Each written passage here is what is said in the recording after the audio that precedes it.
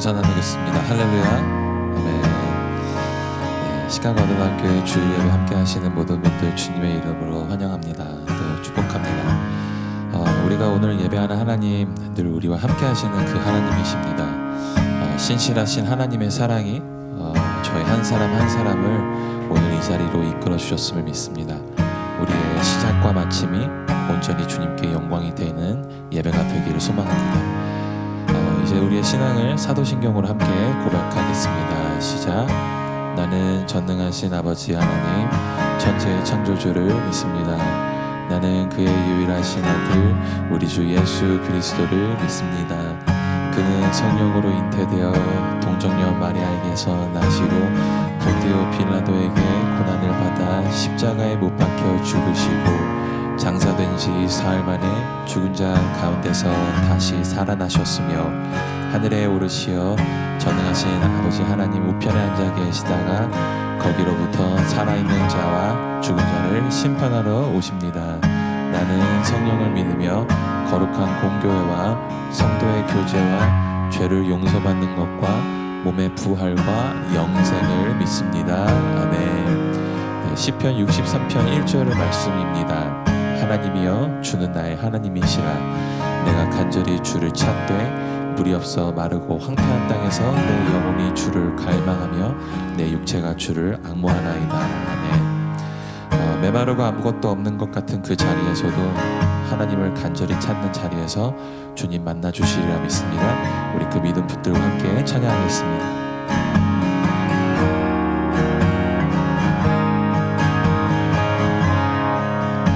소망 되신 주, 나의 소망 되신 주, 주를 바라보리라.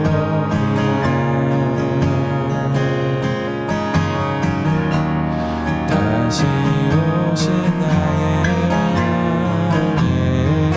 예수, 주를 소망 되신 주, 나의 소망 되신 주, 주를 바라보리라.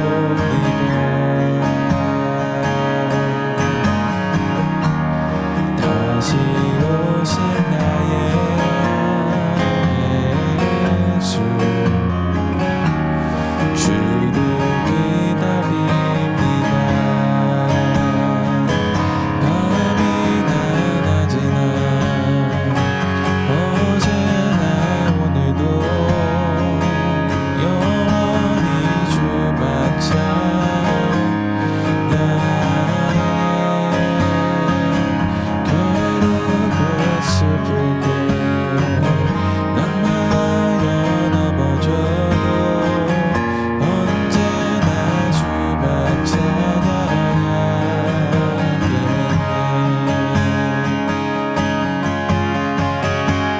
나의 소망 되신 주,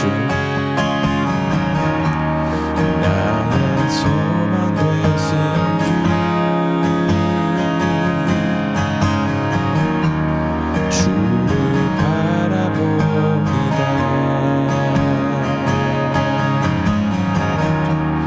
다시 오실 나의 예수, 주를 나의 소망 되신 주, 나의 소망 되신 주, 주를 바라봅니다. 주를 바라봅니다.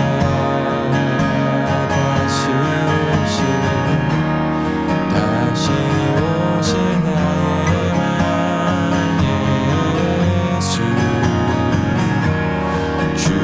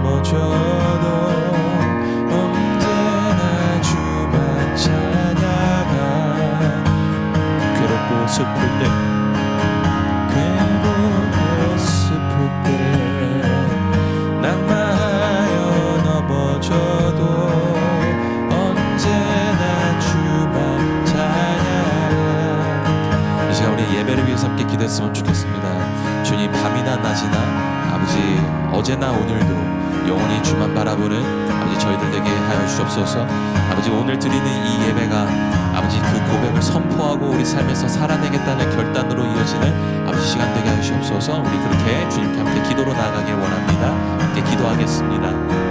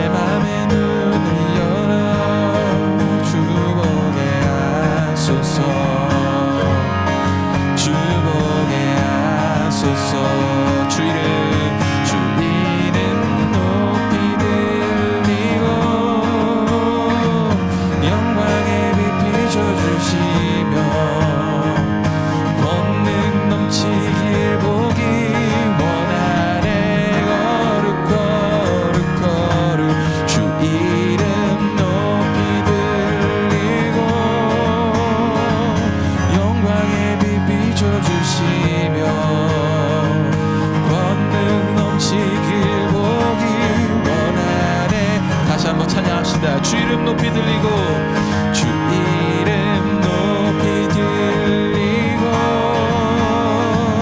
영광의 빛 비춰주시며 권능 넘치길 보길 원하네 거룩 거룩 거룩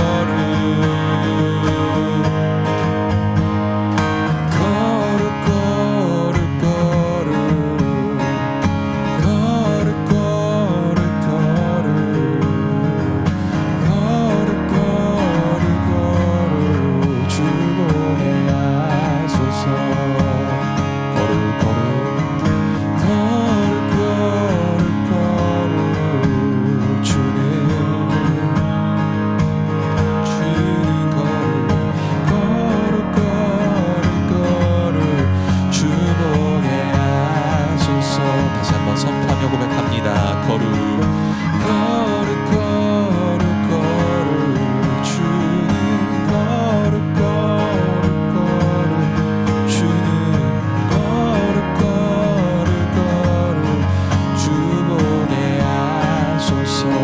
목소리로 주님은 거룩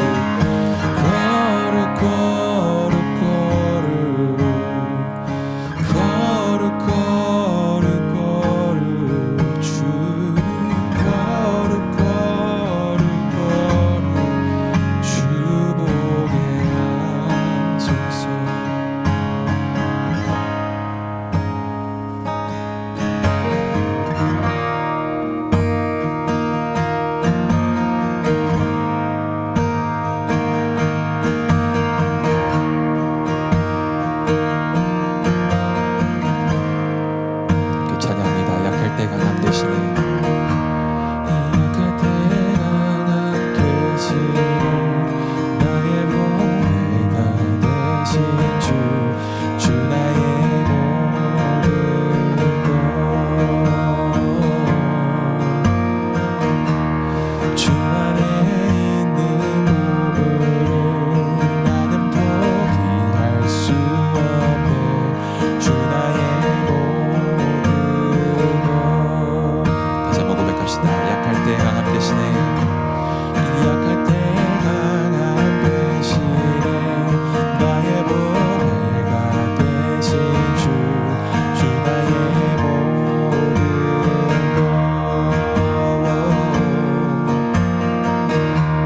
주 안에 있는 몸을 나는 포기할 수 없네 주 나의 모든 것 예수 어린 양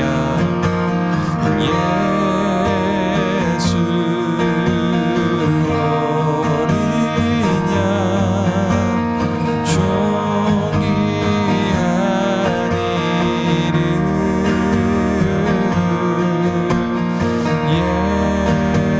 예수 어린 양 존귀한 이름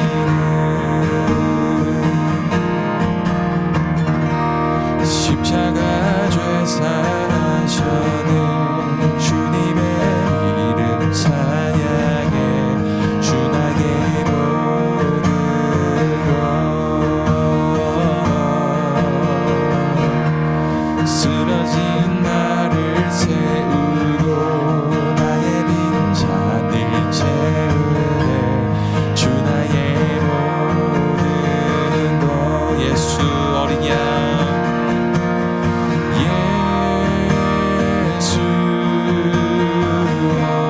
어린 양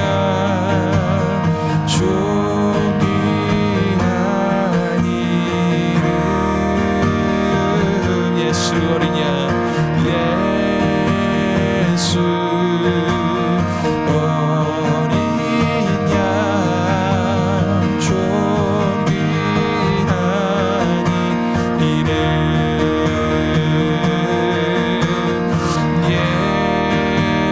예수 어린 양 존귀한 이름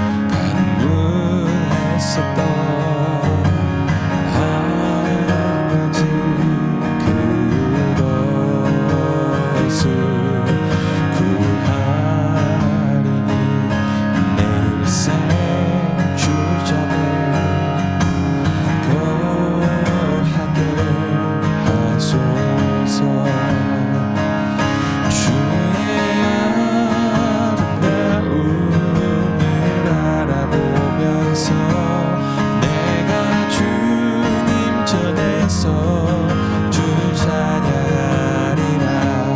주의 아름다움을 바라보면서 내가 주님 전에서 주 찬양하리라.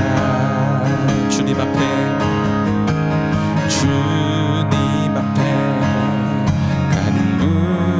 간구했었던 한 가지 그것을 구하리니 내 일생 주전에 거하게 하소서. 주님 앞에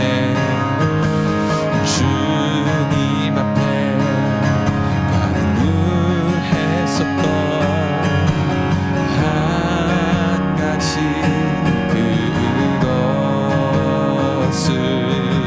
구하리니 내 일생 주전에 거하게 하소서. 주의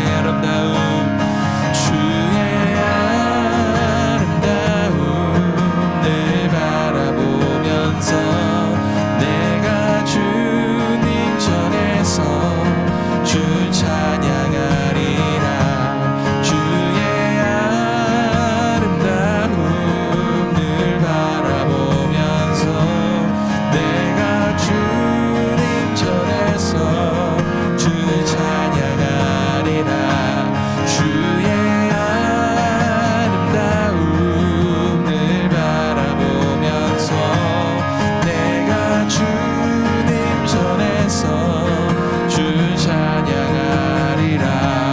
주의 아름다움을 바라보면서 내가 주님 전에서 주 찬양. 주의 아름다움, 주의 아름다움을 바라보면서 내가 주님 전에서 주 찬양하리라. 주의 아름다움을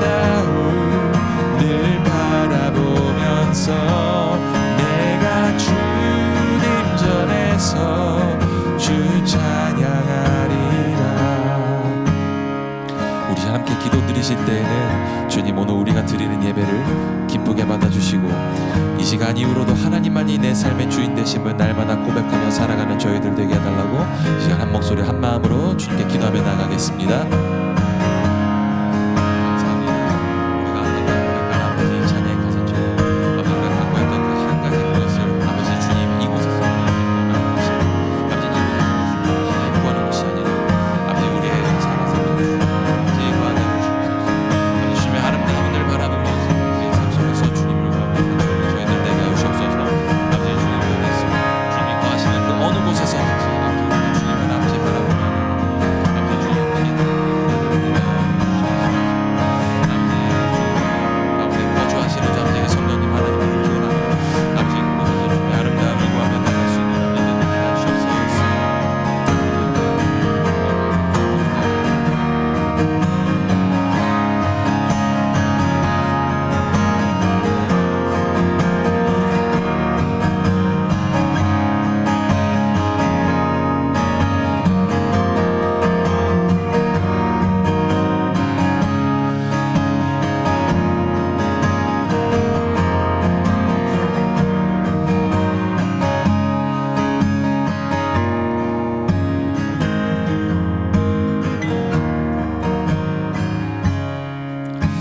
하나님 감사합니다.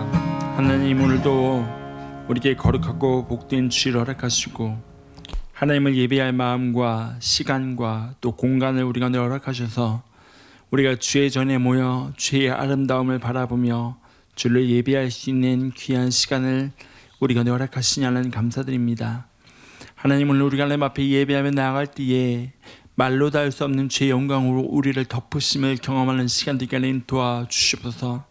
하나님 물이 바다를 덮음같이 여호와의 영광을 인정함이 이 예배 자리 가운데 가득함을 경험하게 하시고 하나님 여호와의 영광이 이 자리를 둘러덮을 때에 우리로 하여금 예수 그리스도만 바라볼 수 있는 그러한 예배 자리 되게 하나님 도와주시옵소서. 하나님 우리의 마음을 주 앞에 올려드립니다. 우리의 생각을 주 앞에 올려드립니다. 주님 오셔서 주관하시고 다스리시며 함께하여 주시옵소서. 하나님의 아들람 교회가 주의 손에 드려진 교회가 되게 하여 주시옵소서.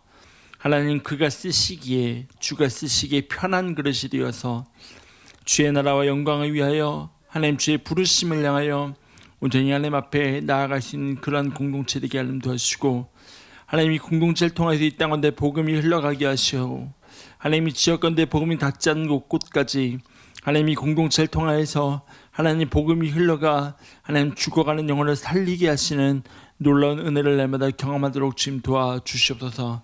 하나님 주 앞에 우리의 귀한 물질을 구별하여 올려드립니다.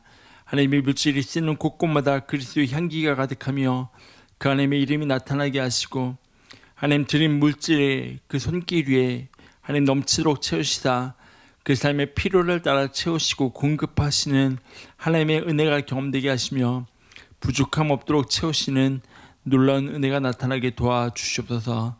주님 감사합니다. 거룩하신 예수 그리스도의 이름으로 기도드립니다. 아멘. 우리가 하나님 말씀 보겠습니다. 오늘 우리에게 주신 하나님의 말씀은 누가복음 11장 29절부터 36절까지 말씀입니다.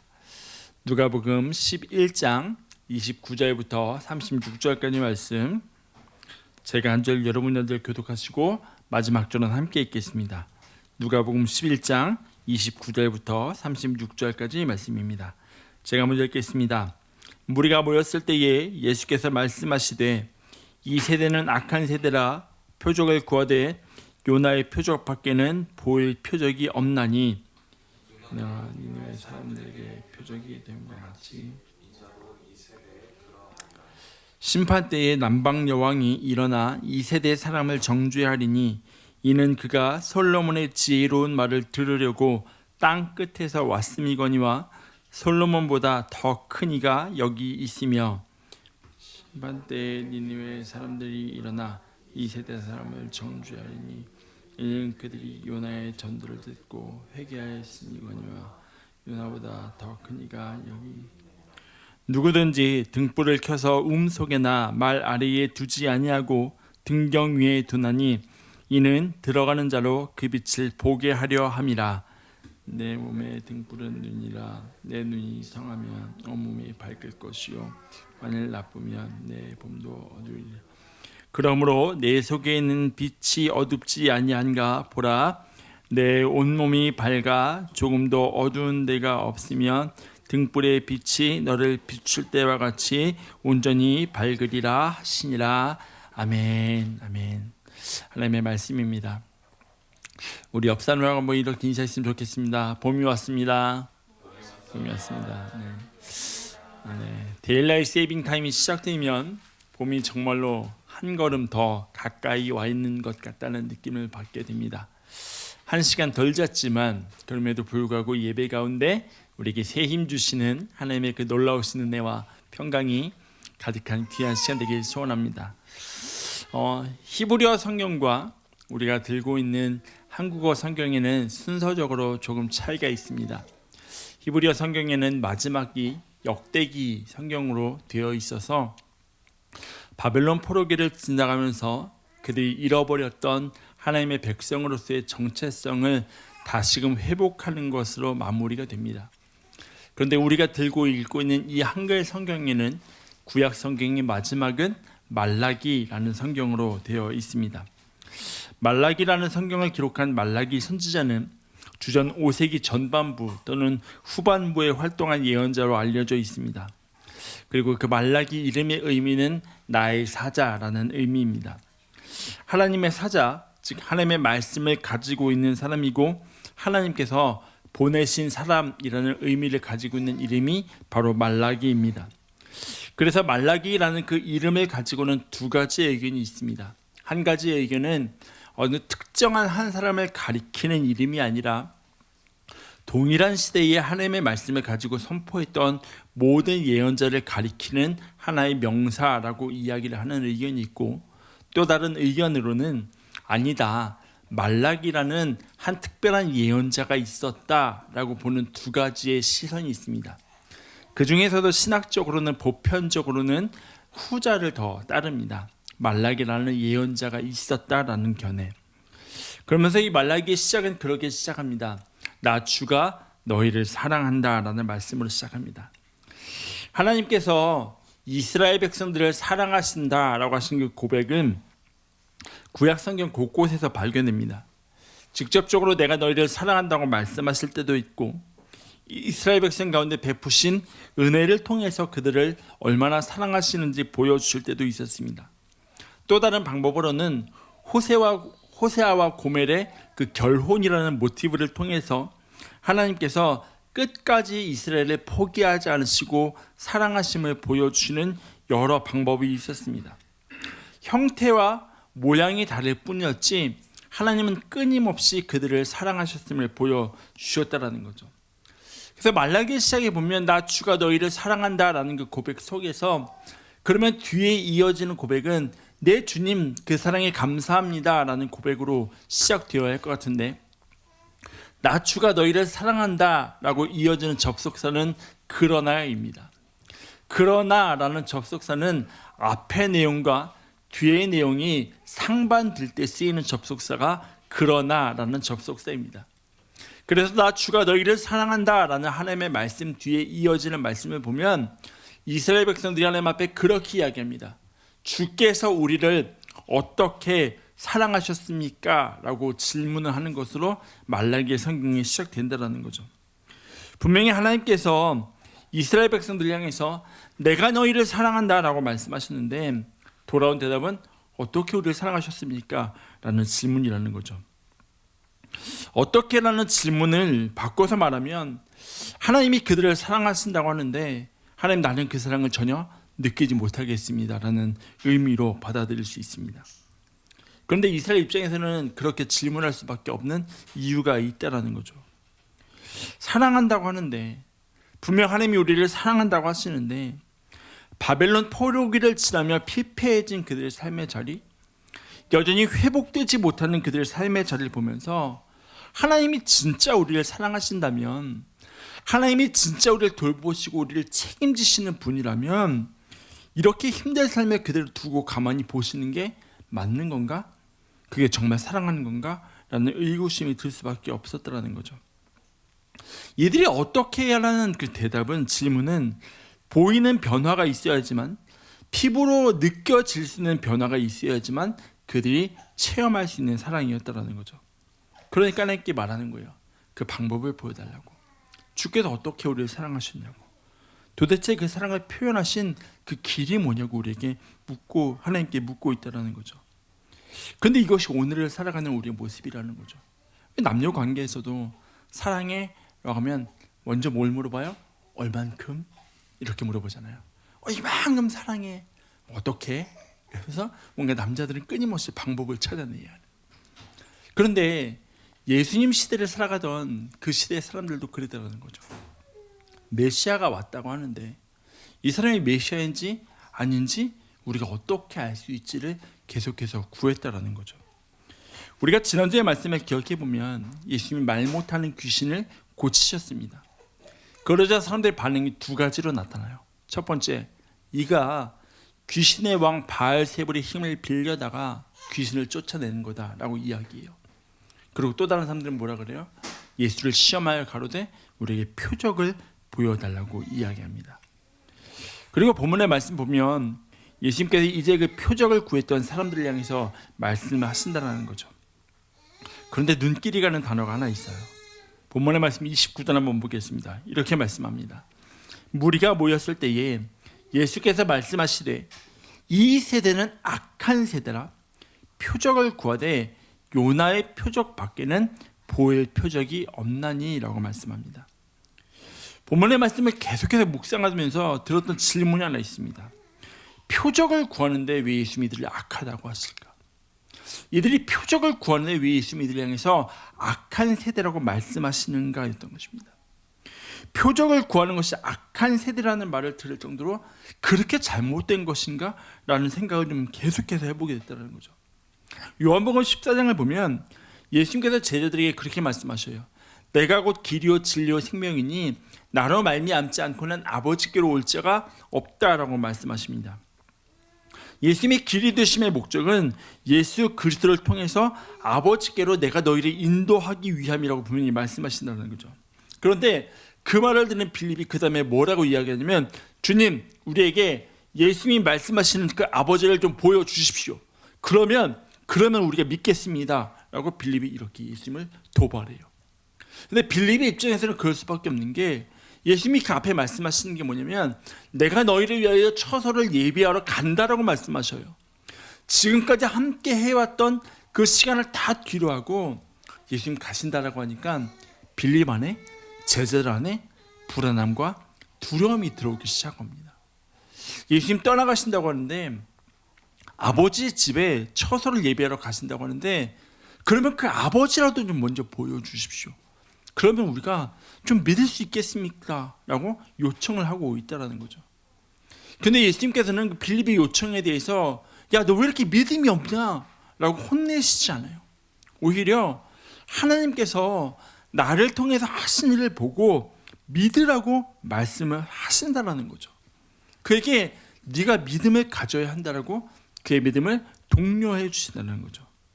그러면 예수님께 표적을 구하는 이 사람들, 그 사람들 안에도 예수님을 바라보면서 무엇인가 확실한 것을 붙잡고 싶었던 것이 그런 마음이 있지 않았을까라는 생각을 해보게 됩니다. 예수님이 메시아로 오셨다는데 어떻게 그분이 구원을 이루어 가실지 나의 관점에서, 나의 입장에서 분명한 무엇을 붙잡고 싶었을 겁니다. 왜냐하면 메시아로 오셨다고 하는데 저 위에 있는 로마의 권력에 대항하는 게 아니라 저 밑에 있는 사람들하고만 함께하고 병자들을 고치시고 약한 자들에게만 다가가고, 이게 진짜 메시아의 모습인가라는 생각을 해볼 수 있잖아요. 그러면 당신이 진짜 우리를 구원할 메시아라는 증거를 보여달라고 얼마든지 요청할 수 있다는 거죠. 그런데 예수님은 그들 향해 너희가 악한 세대라고 말씀하셔요. 왜냐하면 그들이 표적을 구하는 의도가 선하지 않음을 아셨기 때문이라는 거죠. 신약 성경에 기록되어 있는 예수님께서 행하셨던 모든 표적들의 목적은 하나였습니다. 하나님께 영광을 돌리기 위함이었습니다. 긍휼의 마음으로 시작된 치유의 사건도 결론적으로는 하나님께 영광을 돌리는 결과로 이어졌다는 거죠. 누가복음 17장을 보면 예수님께서 예루살렘으로 가시던 중에 사마리아와 갈릴리 사이를 지나가시게 됩니다. 그 길에서 10명의 문둥병자가 예수님께 나와 자신들을 고쳐주시기를 구하자 예수님께서 다른 말씀을 하시지 않고 딱 한마디 하셔요. 너희 몸을 제사장들에게 가서 보이라고 하십니다. 그 길로 10명의 문둥병자들은 제사장에게로 달려갔고, 성경에 보면 그들이 가던 길에서 깨끗함을 받았다라고 말합니다. 깨끗함을 받은 10사람 중에 나머지 9명의 사람들이 끝까지 제사장에게 갔는지 가지 않았는지는 이야기하잖아요. 다만 추측해 보건대 그들이 집으로 돌아가고 삶의 자리로 돌아가려면 분명히 제사장의 확인이 있어야 했기에 아마도 제사장에게 가서 자신의 몸을 보이지 않았을까 생각을 해보게 됩니다. 그런데 단 한 사람, 그는 제사장에게로 제사장에게로 가던 중에 예수님께로 다시 돌아옵니다. 그런데 그 돌아오는 모습을 이렇게 이야기해요. 누가복음 17장 15절입니다. 그 중에 한 사람이 자기가 나은 것을 보고 큰 소리로 하나님께 영광을 돌리며 돌아와라고 이야기해요. 분명히 예수님이 말씀하셨어요. 예수님이 제사장에게 가라셨어요. 그런데 이 사람은 하나님께 영광을 돌리며 돌아왔다라고 말합니다.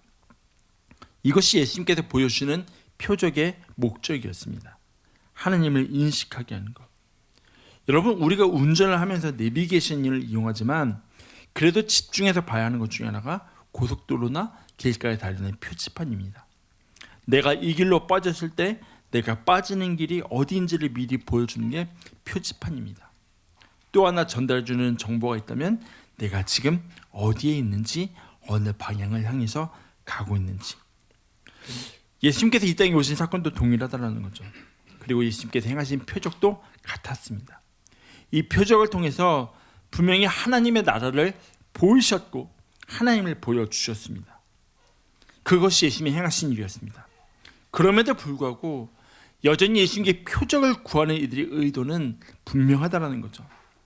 이들은 사실 우리가 믿을 수 있도록 더 많은 표적을 보여주십시오라고 이야기하는 것 같지만 그 이면의 의도에는 예수님을 거부함이 들어가 있다는 거죠.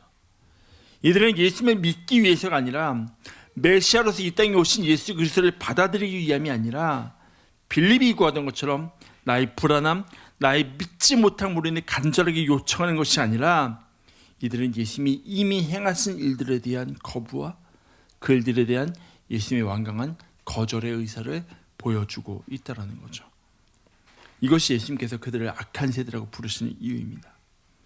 여러분, 악하다라는 말을 들으면 그 누구도 기분 좋을 사람이 없습니다.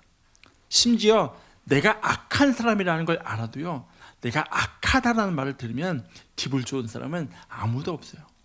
얼마 전에 저희 집에 큰아이와 텍스트로 이런저런 대화를 주고받다가 저희 집 큰아이가 저한테 그렇게 딱 한 단어를 보낸 거예요. selfish, 이기적이라는 거죠. 그러고 나서 바로 JK, just kidding, 농담이라고 이렇게 보내는 거예요.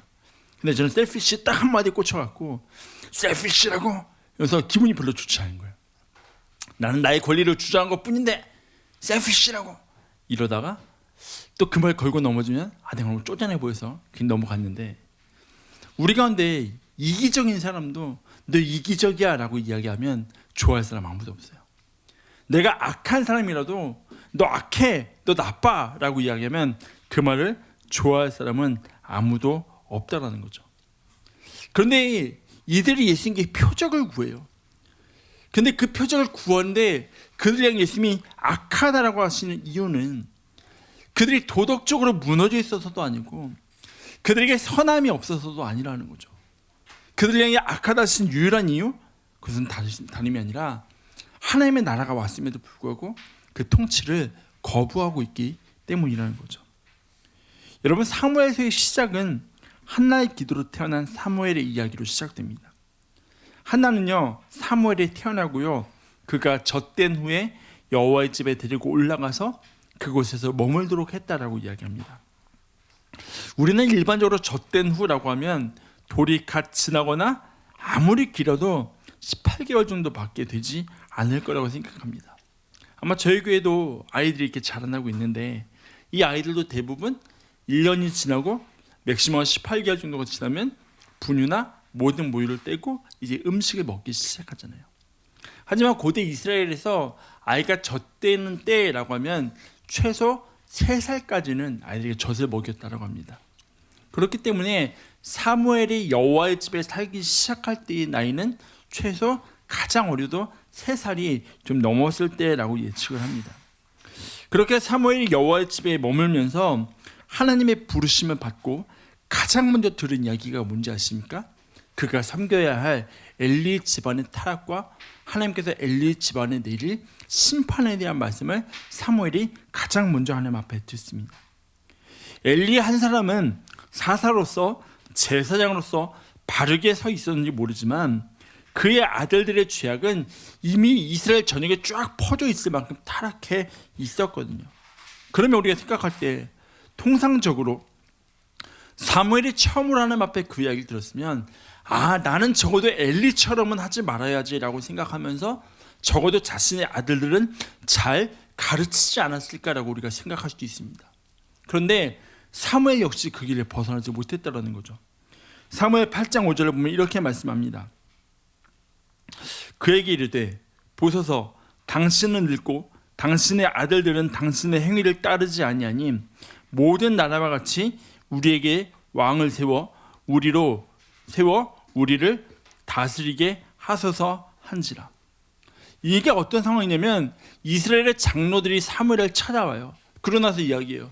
당신은 늙었고 당신의 아들들은 당신의 길을 따라가지 않으니까 우리도 다른 나라처럼 왕을 세워서 그 왕으로 우리를 다스리게 하자고 이야기하는 거예요. 여러분, 이 말을 들은 사무엘이 기뻐하지 아니하며 여호와께 기도하였다라고 말합니다. 여러분, 누구라도 사무엘과 같은 마음이라면 기뻐할 수가 없습니다. 나에 대한 비난인데, 그것이 사실이라 할지라도 자신에게 나와서 하는 그 비판이 섞인 말들을 기쁘게 들을 수 있는 사람은 아무도 없다라는 거죠.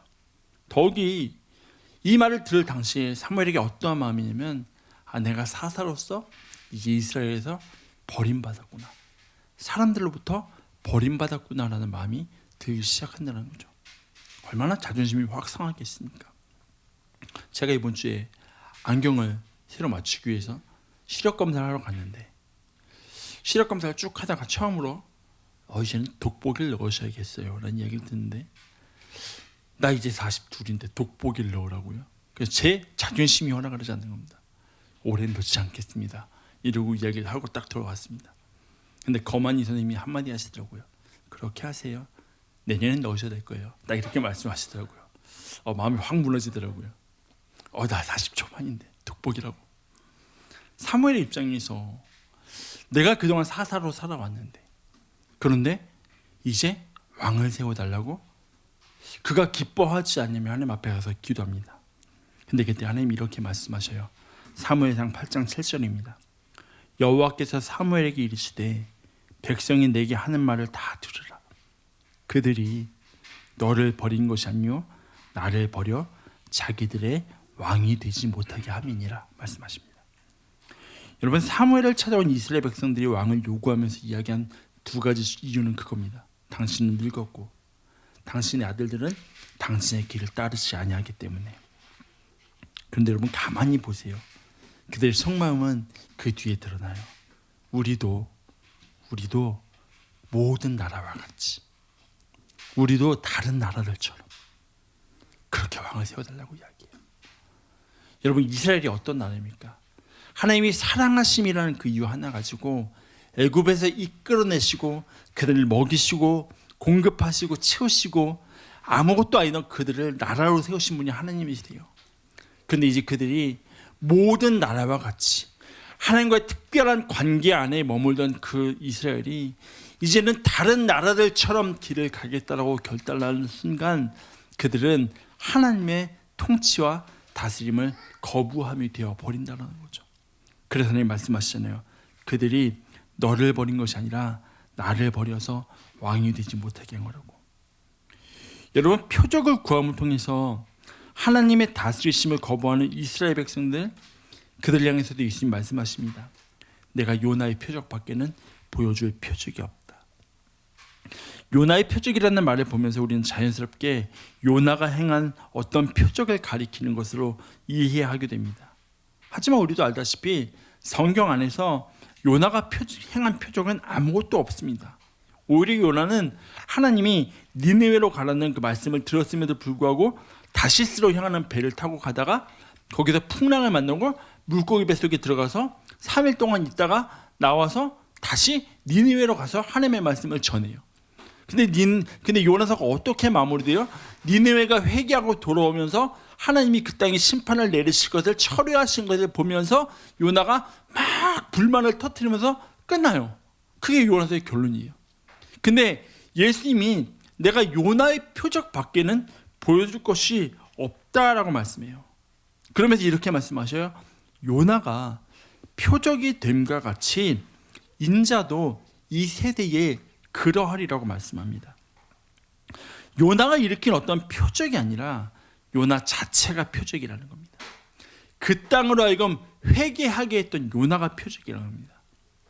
요나가 니느웨 사람들에게 말씀을 전함으로 인해서 완악하던 사람들이 돌아와 회개한 사건이 표적이 아니라 그 땅으로 하여금 회개하도록 한 요나 자체가 표적이었다는 거죠.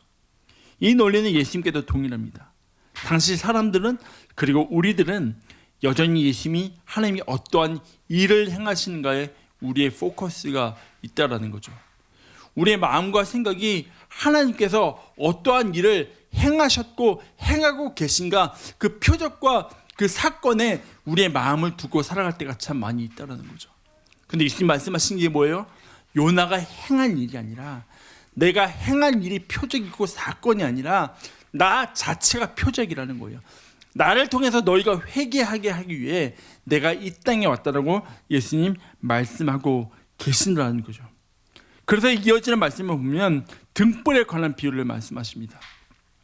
이 비유를 통해서 같은 예수님을 보지만 그 결과가 왜 다르게 나타날 수밖에 없는가를 말씀하는 겁니다. 본문의 말씀 33절은 마태복음에서는 5장 15절에서, 마가복음에서는 4장 21절에서, 그리고 누가복음에서는 8장 16절에서 각각 사용되었습니다. 하지만 그 의도는 조금씩 달라요. 마태복음에서는 제자들에게 그들이 행해야 할 착한 행실을 말씀하시면서 사용되었습니다. 마가복음에서는 복음이 비추어짐에 대해서 말씀해요. 그리고 누가복음 8장 16절에서는 제자들이 하는 선행에 대해서 쓰였습니다. 그리고 본문에서는 앞의 내용과 연결되어서 쓰입니다. 여러분 보세요. 하나님께서 예수님을 이 땅에 보내신 것은 세상의 등불을 켜신 겁니다. 어두운 세상 가운데 등불을 켜신 겁니다. 등불을 켜셨다는 말은 누구든지 그 등불을 보고 환하게 살아갈 수 있는 길을 열어주셨다는 겁니다.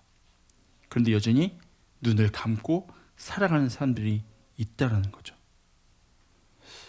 빛이 비추어졌는데 나는 그 빛을 보기를 거부하고 거절하면서 눈을 감고 살아가는 사람들이 있다는 거죠. 그래서 히브리 35절과 36절에 이렇게 말씀하셔요. 그러므로 내 속에 있는 빛이 어둡지 아니한가 보라. 내 온몸이 밝아 조금도 어두운 데가 없으면 빛이 너를 비출 때와 같이 온전히 밝으리라 하시니라. 여러분 이 말씀에서 굉장히 역설적인 표현을 보지 않습니까? 내 안에 있는 빛이 어둡지 않은가 보래요. 우리 안에 빛이 있는데 그 빛이 어둡지 아니한가 보래요. 빛은 당연히 밝아야 돼요. 빛은 당연히 밝아야 돼요. 불하면 따뜻해야 돼요. 얼음하면 차가워야 돼요. 그런데 너희 안에 빛이 있음에도 불구하고 그 빛이 어두울 수 있다는 거예요. 왜요? 그 빛을 보기를 거부하고 거절하기 때문에. 그래서 예수님 그렇게 말씀하시잖아요. 심판 때에 남방 여왕이 일어나 이 세대의 사람들을 정죄하리라고. 왜요? 그 남방 여왕은 멀리서 솔로몬의 지혜를 듣고 듣기 위해 그 먼 길을 왔거든요. 심판 때에 니느웨 사람들이 일어나 이 세대 사람들을 정죄할 거래요. 왜요? 그들은 말씀을 듣고 회개했거든요. 그런데 너희 가운데 예수 그리스도가 오셨음에도 불구하고 너희는 그를 보기를 거절하고 거부하며 살아가고 있다는 거죠. 그게 뭐예요? 하나님의 다스리심을 거부하는 상태라는 거죠. 하지만 빛을 본다라는 것은 그것은 하나님의 다스리심을 받는 삶이고 우리 안에 예수 그리스도로 충만히 채워져 가는 삶임을 고백하는 것입니다. 그래서 마태복음 5장 16절에 보면 이렇게 말씀합니다. 이같이 너희 빛이 사람 앞에 비치게 하여 그들로 너희 착한 행실을 보고 하늘에 계신 너희 아버지께 영광을 돌리게 하라. 여러분 이것이 우리가 그리스도인으로 누릴 수 있는 가장 큰 은혜이고 기쁨입니다. 제가 어제 오후에는 오랜만에 카페에 앉아서 설교 준비하는 시간을 좀 가졌거든요. 설교를 준비하던 중에 아내가 저한테 카톡을 하나 보내왔어요.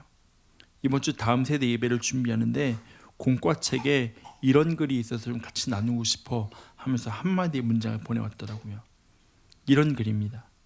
여러분 하나님의 말씀을 지켜야 하는 것은 우리의 인조이 라이프를 위한 것이 아니라 그것이 우리의 삶에 기쁨을 채우는 것을 가르쳐주는 길이기 때문이다.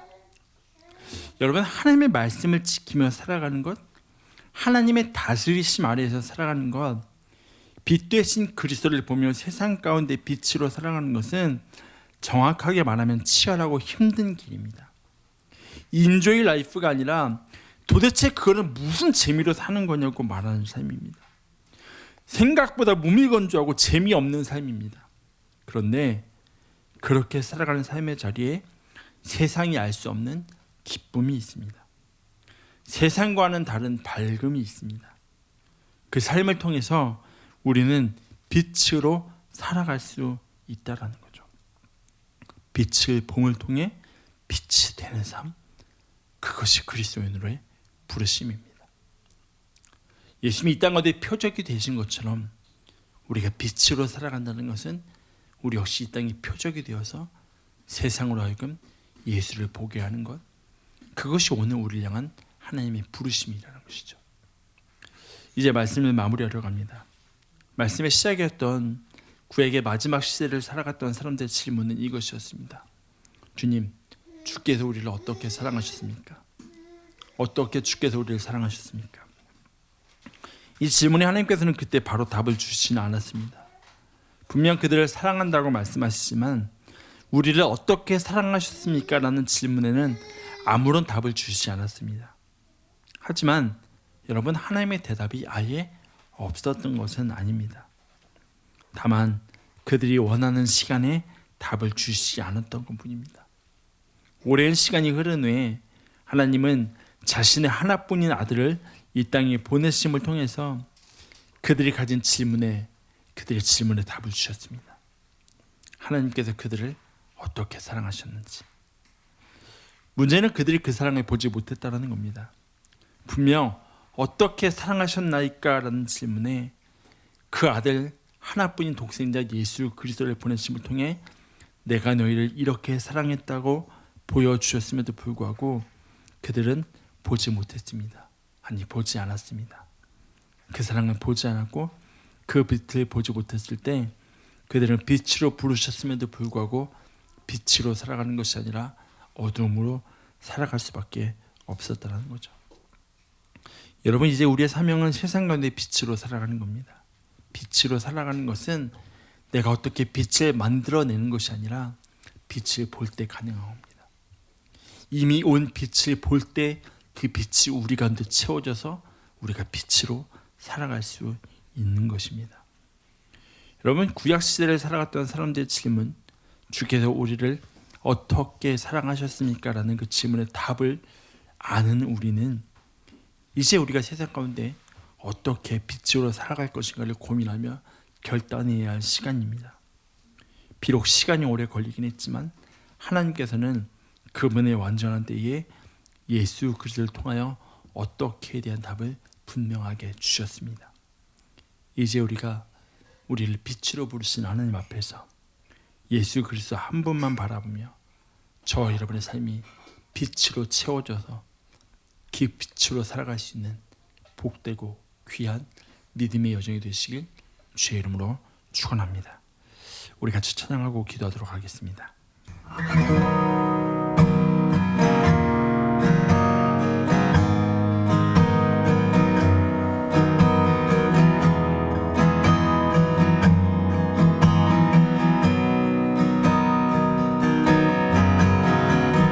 세상은 들리고 사람들은 변하여도 나는 주를 섬기리.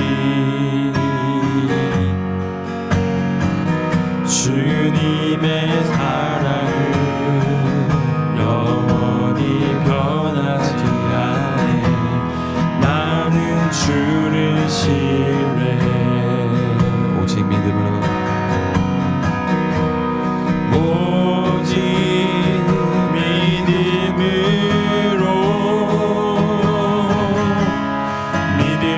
내가 살리라.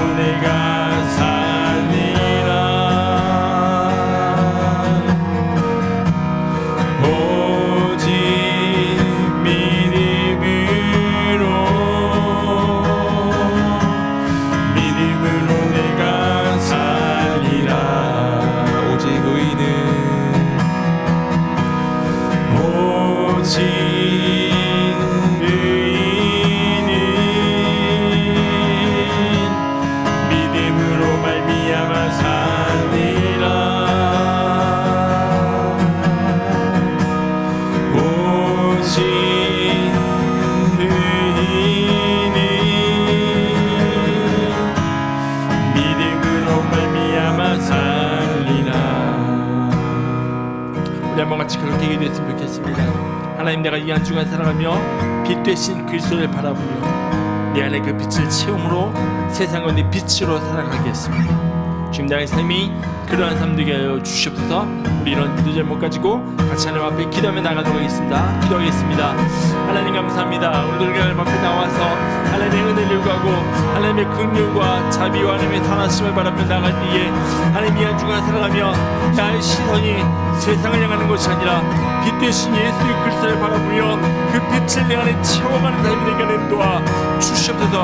하나님, 빛 되신 예수 그리스도가 왔음에도 불구하고 나의 눈을 감고 하나님 어두워서 하나님 내가 빛을 보지 못하는 그런 신앙이 아니라 하나님, 내가 주를 향하여 눈을 뜨고 빛을 바라볼 때에 내 안에 그 빛을 채워가게 하시고 하나님, 내가 이 땅 가운데 이 세상 가운데서 하나님 빛된 삶을 살아갈 수 있도록 도와주셔서 하나님, 빛으로 보시는 하나님 앞에 이 땅 가운데 예수 그리스도를 보여줄 수 있는 그대로 세상으로 하여금 하나님께 영광을 돌리게 할 수 있는 그런 삶이 되게 하나님 도와주셔서 하나님, 우리의 삶을 지는 건데 주께서 때를 따라 보시는 은혜를 경험하게 하시고 우리의 삶을 지는 건데 주께서 때를 따라 보시는 은혜가 나마다 나타나게 하시며 우리의 삶을 지는 건데 주께서 살아계시며 그러시며 일하시는 은혜를 따라 그렇게 하나님만 바라보며 하나님 앞에 크게 나가게 하나님 도와주시옵소서. 하나님, 내 안에 빛으로 채워주게 합니다. 내 안에 주의 말씀으로 채워주게 합니다. 내 안에 주의 은혜를 채워주게 하시고 주의 살아계심으로 채워주게 하사 하나님, 우리 교회 삶을 지는 건데 나의 삶을 지는 건데 주께서 일하시는 그 은혜가 나타나게 하나님 도와주시옵소서. 우리 채우시는 예수 우리들의 발걸음 은혜와 긍휼을 베푸시는 주 그의 길을 따라가는 주의 자녀들에게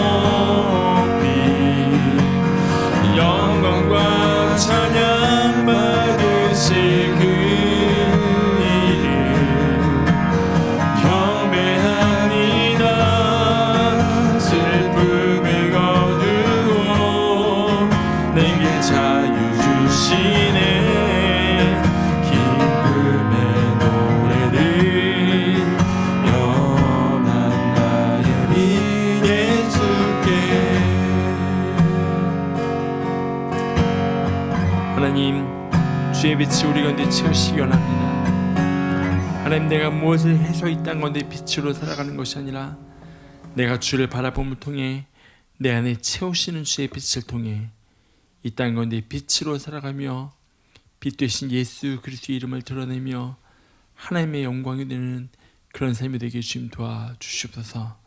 주님 감사합니다. 거룩하신 예수 그리스도의 이름으로 기도드립니다. 아멘. 우리 서로를 축복합시다. 주의 말씀 앞에, 주의 말씀 앞에서 당신은 참된 예배자, 그토록 찾으시던 하나님의 기쁨,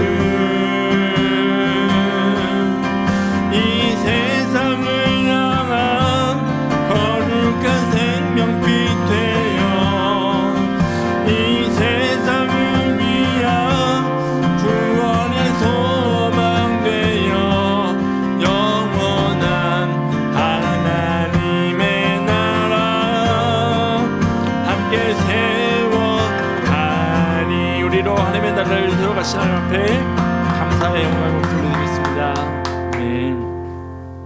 교회 소식 함께 나누도록 하겠습니다.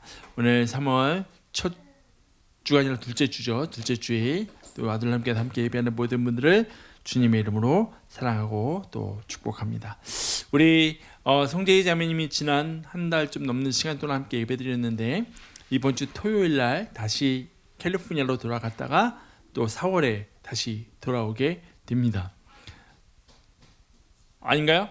4월 아직 네, 오케이. 자, 그래서 오고 가는 길이 또 안전한 여정이 되도록 또 캘리포니아에서 잘 지내다가 또 기쁨으로 볼 수 있도록 여러분 계속해서 기도해 주시길 부탁드립니다.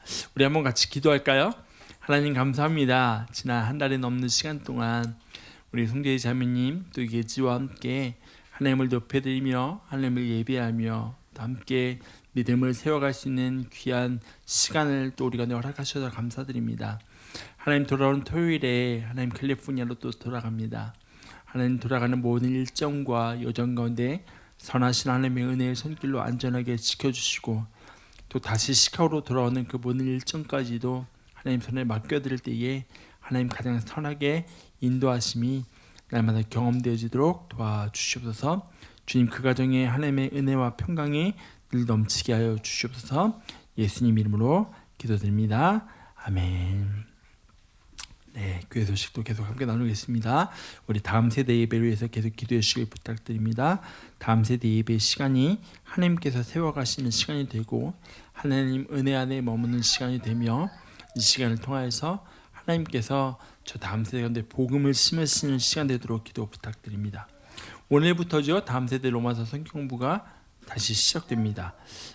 이 시간을 인도하신 또 한나자매님과 또 함께 말씀을 알아가는 그 세대 가운데 하나님의 말씀이 깊이 있게 뿌리 내리는 시간 되도록 기도 부탁드립니다.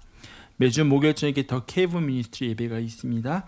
이번 한 달은 부르심이란 주제를 가지고 하나님 앞에 같이 예배하며 나가는 가운데 있는데 이 시간을 통해서 우리를 향한 하나님의 부르심을 함께 깨달아 알아가는 시간 되도록 기도해 주시고 우리 예배를 인도하신 전사님과 또 여러 가지로 미디어를 준비하시고 또 그 외 예배를 위해서 헌신하는 모든 성도들 가운데 주의 은혜와 평강이 가득하도록 기도 부탁드립니다. 우리 사순절의 시간을 지나가고 있습니다. 우리가 지나가는 이 사순절이 그냥 시간을 지나가는 것이 아니라 예수님이 걸어가신 십자가의 길을 함께 걸어갈 수 있는 그러한 귀한 시간 됐으면 좋겠습니다.